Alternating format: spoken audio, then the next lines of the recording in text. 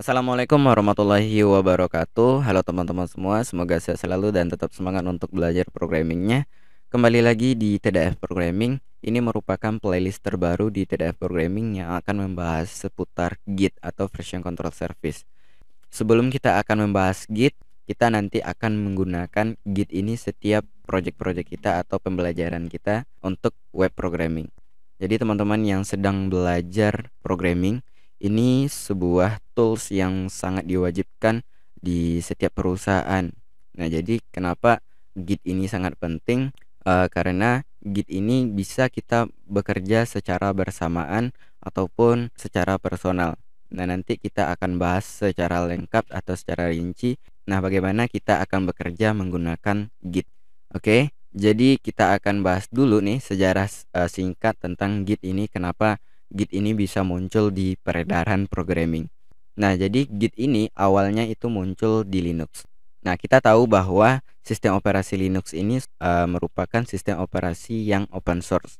Jadi, siapapun bisa mengembangkan sistem operasi Linux ini. Nah, jadi pada tahun 1991 sampai 2002, siapapun yang melakukan perubahan-perubahan yang ada di dalam kernel Linux, maka akan disimpan ke dalam sebuah patch. Perubahan-perubahan tersebut diarsipkan.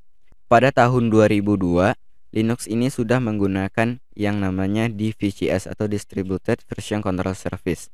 Itu dipatenkan oleh Bitkeeper. Jadi pada tahun 2005, Bitkeeper dengan Linux ini memutuskan kerjasamanya.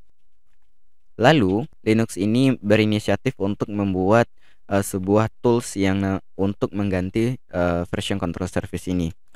Terkhususnya itu adalah Linus Torvalds, yaitu pendiri Linux.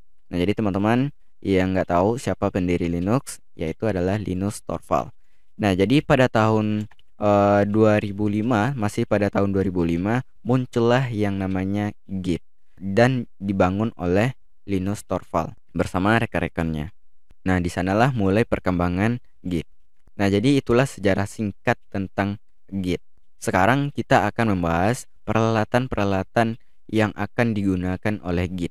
Nah, pada sebelumnya kita akan mengenal dulu nih yang namanya VCS, RCS atau SCM. VCS itu merupakan Version Control Service, RCS itu adalah Revision Control Service, SCM itu Source Code Management. Lalu, pengertian tiga hal ini kita akan jadikan satu.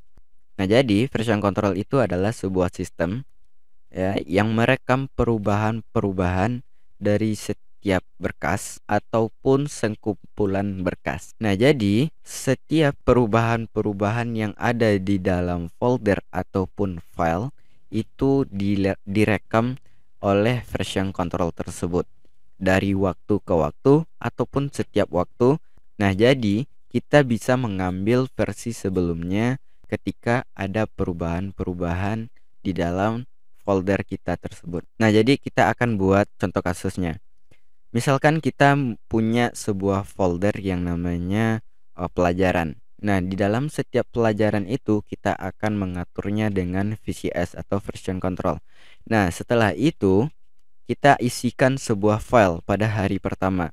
Kita buat sebuah file yang namanya video, misalkan ya. Nah, lalu pada hari kedua kita ingin mengisi dengan folder baru lagi yang namanya misalkan tugas ya. Nah, setiap perubahan dengan hari pertama dengan hari kedua itu bisa berbeda.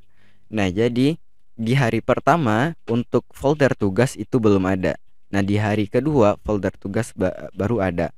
Ketika teman-teman ingin mengambil folder sebelumnya apa aja yang ada di dalam folder pembelajaran, teman-teman bisa melihat revisi-revisi apa aja yang ada di dalam setiap perubahan folder teman-teman. Nah, jadi itulah bagaimana cara kerja si VCS ini.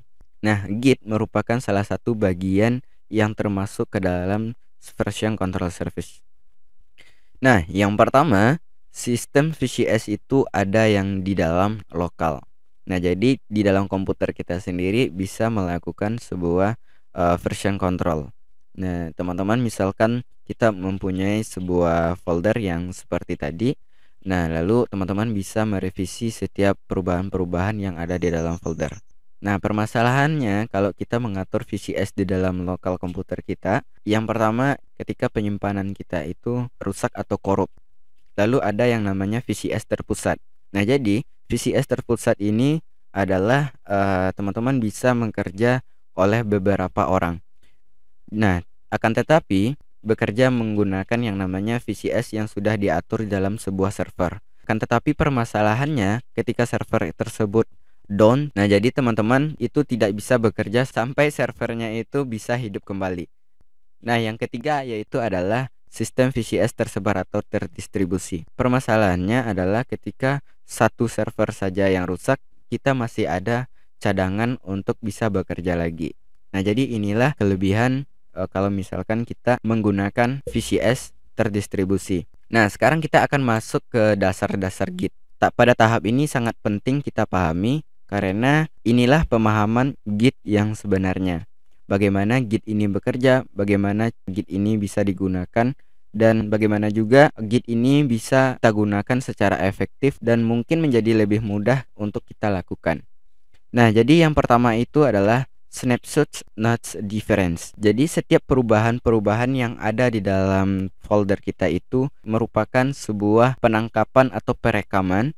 Jadi Git ini lebih penting setiap perubahan data di dalam file kita. Misalkan kita membuat sebuah file yang namanya laporan. Ketika kita mengubah sedikit saja atau menambah huruf A aja di dalam file tersebut, maka Git sudah melakukan perekaman bahwasanya ada perubahan di dalam file laporan tersebut. Nah, yang kedua adalah nearly every operation is local. Jadi setiap apapun kita bisa bekerja dimanapun kita bisa bekerja, walaupun di komputer kita sendiri. Nah, jadi itulah kemudahan kita menggunakan Git. Nah, jadi teman-teman tidak memikirkan lagi entah itu network latency. Jika ada server lagi yang sibuk, teman-teman nggak mikir lagi. Yang penting kita bekerja di dalam komputer kita sendiri. Entah kapan teman-teman bisa menguploadnya atau mengirimnya ke dalam server. Teman-teman bisa melakukan atau memanajemen waktu tersebut. Lalu yang ketiga adalah Git has integrity.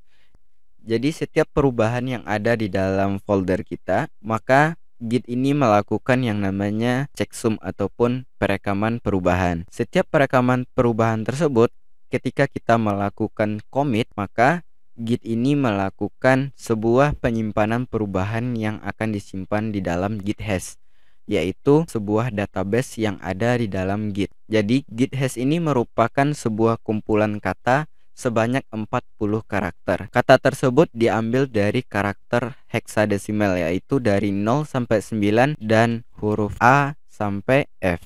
Lalu ada yang keempat, yaitu adalah Git generally only adds data. Git cuma hanya menambahkan perubahan yang ada di dalam data. Nah, jadi dia akan merekam setiap perubahan. Yang kelima ada the three states. Jadi ada 3 keadaan yang ada di dalam Git.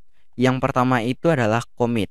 Nah, di commit ini teman-teman telah melakukan perubahan yang telah disimpan. Oke. Yang kedua itu adalah modify. Ketika setelah melakukan penyimpanan perubahan data, teman-teman bisa mengubah lagi data tersebut. Yang ketiga adalah stake. Nah, pada tahap ini teman-teman bisa menandai perubahan-perubahan yang ada di dalam direktori ataupun folder teman-teman. Oke teman-teman semua, nah jadi itulah pengenalan tentang apa itu Git. Nah, jadi teman-teman bisa cek nantinya modul-modul yang ada di dalam deskripsi. Yaitu ada modul yang menggunakan bahasa Inggris, teman-teman bisa download. Nah, kalau misalkan yang menggunakan bahasa Indonesia, itu teman-teman bisa cek di dalam deskripsi tapi tidak bisa di-download.